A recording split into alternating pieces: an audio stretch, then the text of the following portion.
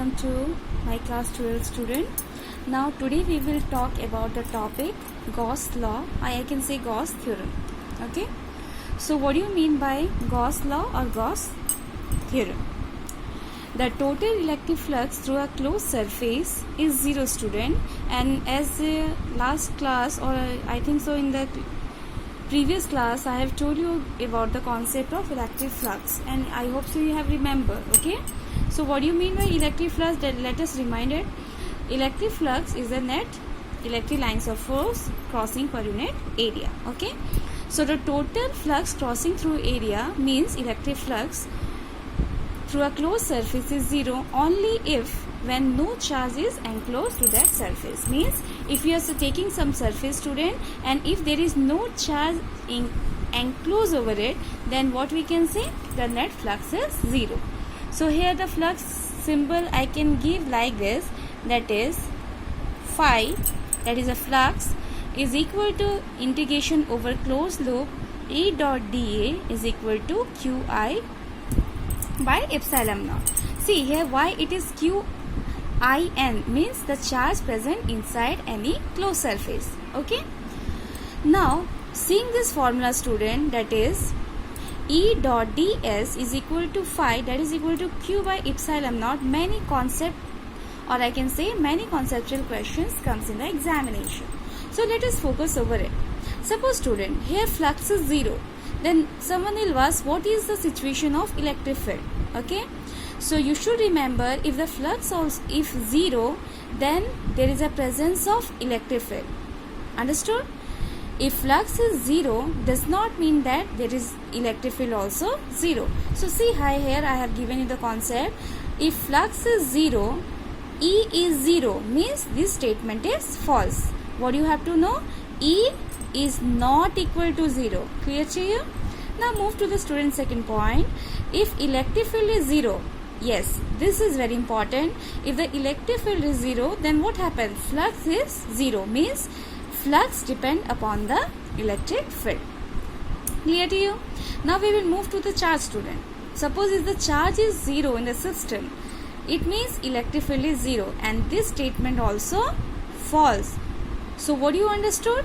If charge is zero, does not mean that electric field is zero, means electric field not equal to zero, means electric field again not depend upon charge, means if there is a presence of electric field, that situation may be charge zero. Clear?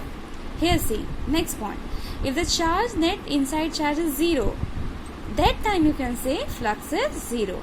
Okay, or if electric field is zero, then whole thing you can take zero. Electric field is zero means the charge is not present, that is Q equal to 0. This is the concept of the flux. Now we have to see some simple concept, that what is that?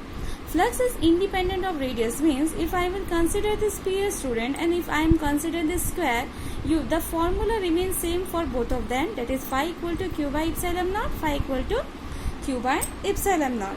The variation is only the how much charge present in the surface and how much charge is present in this surface. I hope so you have understood the concept of electric flux. Clear?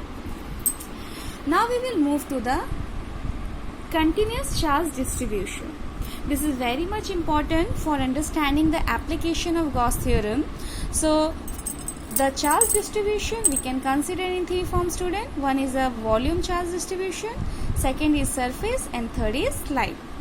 If I will consider over the volume, it is come in three-dimensional form, means volume can be taken in three-dimensional structure. Clear to you? Now see the formula. Everywhere we are writing rho is, student, is for density, but here rho is stand for the volume charge density. Clear? So dq by dB, B stand for the volume. If I will take this term this side, the charge in the volume charge distribution is rho dV. Clear? Now if I will consider surface, student, surface means two-dimensional concept. Sigma stand for surface, dq by ds, and if dq I will consider, then ds come this side, so formula become sigma ds. Clear to you? Now you will move to the line. Line means one-dimensional. So here what I can consider, lambda for linear charge density, dq by dl, L is the length, of the charge or the wire, anything which you are considering here. Okay, any object which is having the length, that time you can applying the concept of linear charge density. And if you want to find out dq is equal to lambda dl. Okay, now student, Gauss law I have told you. Now we will focus on the Gauss theorem. What does you mean by Gauss theorem? See, this theorem is good for the charge, means this is based on the charge concept. Second point is what? Electric field is radial, means the structure you are considering, student, all the distance will be remain same. Okay, all the surface. See this, if I am considering a spherical surface, if you go this side, this side, this side, everywhere the charge distance remain same. Third is, it is only valid for inverse square law, means if you are considering Gauss theorem, student, you have to keep it in mind that it are directly proportional, or I can say to charge, and inversely proportional to the square of the distance between the charges. Clear? This law is not valid for inverse cube law, means 1 by r cube is not valid or I can say exists for the Gauss theorem. That's why, student, we are considering very simple structure, that is a spherical structure, because one advantage over the spherical structure is that every places, if you will consider the charge, suppose I will keep at the center, and if you consider a spherical surface, imaginary spherical surface, the distance will remain same everywhere. So symmetrical concept should be there to apply Gauss theorem, means charge symmetric, you have to see the distance of separation. Third is the inverse square law. If these concept is clarifying, then only you can apply Gauss theorem, otherwise you cannot apply Gauss theorem anywhere. Clear to you? Now we will start the application of the student Gauss theorem. The first application I have considered for the point charge. Suppose here Q is the point charge what I have considered. Clear? And this is an imaginary circle, student, because Gauss theorem is not valid for the open surface. It is always applicable for the closed surface. So I have considered one imaginary spherical surface, and this spherical surface, the distance is same at every point. Clear to you? Now see, suppose this is the distance what I have considered r, and this is the direction of electric field. Clear to you? Here some small area I have taken, that is ds, okay, over this imaginary sphere. What I have seen, the direction of electric field, you can see the direction of electric field, and this is ds, both are same. Okay, so angle is theta is 0 degree. Now you see, these are the things which you have to satisfy for applying Gauss theorem. What is that? Surface should be closed, electric field will be symmetric, means same everywhere. Indirectly we can say it follow inverse square law, and third is angle at every point will be symmetric to each other. Clear to you? So if this concept is satisfied, student, then only I can forward to the derivation. See, E dot ds cos theta q equal to q by epsilon naught. Here theta already I have shown you is 0. You can put theta 0, student.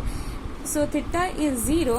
Then you can see the formula comes. I have put the theta 0, cos 0 is 1, and E ds. ds is the surface area of the spherical surface. And you know the formula 4 pi r square. So I have put this value. So now you have to compare it. That is, this is C, this I have taken equation 1, and this one I have taken equation 2. Now if you will compare, then what you will see, the value of E ds is E into 4 pi r square. Okay. Now third step, you have to find out the total charge present in the surface. So that charge I have told you, it is a point charge, student. The charge value is Q. Okay, it is a point charge. Now you have to apply the Gauss theorem. This is the formula of Gauss theorem. But what you will see, E dot ds you got as E into 4 pi r square. So in place of this, I can write E into 4 pi r square. Q by epsilon naught will remain as it is, because your charge is only Q value. So you got as E is 1 by 4 pi epsilon Q by r square. And you can see clearly, student, here you have already satisfied inverse square law. Okay, this should be kept it in mind. Clear? Now we will follow the charge distribution on a straight infinite long conductor. So see, here I have considered one thin conductor, clear to you. But see student, this is an open area.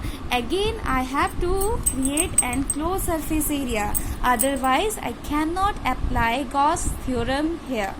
So what I will do, I will create some closed area over the thin wire. So I will give the structure in the form of cylinder, and remember it is an imaginary structure. Your originality is this only thin wire. Okay, yes, see I have given the structure of cylinder. I can divide this form in 3. 1, 2, 3. This is a curve area, this is a spherical area, and this is also an spherical area. Clear to you? Now you see the direction of electric field, my dear. This is the direction of electric field. So here surface area perpendicular to electric field. Here also surface area you will see this is 90 degree perpendicular.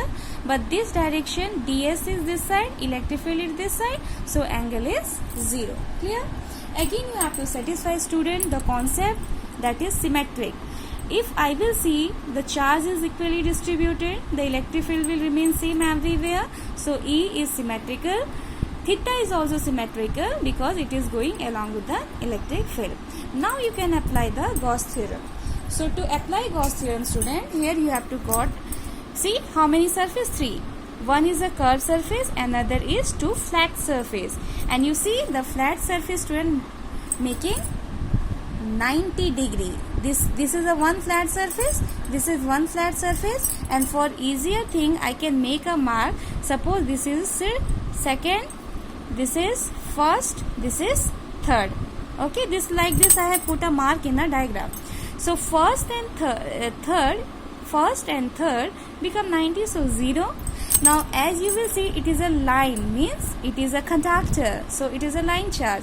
So you have to take the linear charge, means surface ds is line, that is 2 pi rl. Okay, because it is a curved surface. In the mass also you know the 2 pi curved surface value is 2 pi rl. Clear? This you got as a form of E dot ds. Now second thing, you have to find out how much charge present on the cylinder. Clear? So it is a thin line, student. So this is a thin line, means it is a line charge. So for line charge, you have remembered last topic I have taught as a charge distribution, that is a linear charge density. So here in place of charge you will take lambda L. I will repeat my word, student, because this is a linear charge density. If in the last topic, if you will see, I have told you lambda is dq by dl, right? This I have told you. So if you want to find out q, what happened? Lambda dl. If is an infinite, to lambda l. Clear? So here you can write dq. If large, more charge, to q lambda dl. So that's why I have written q is equal to lambda dl. And this value you have to put at the place of charge. See, I have put it in place of charge. So, and E dot ds you got as 2 pi rl. So putting this value, student, you will get E is lambda 2 pi r epsilon naught.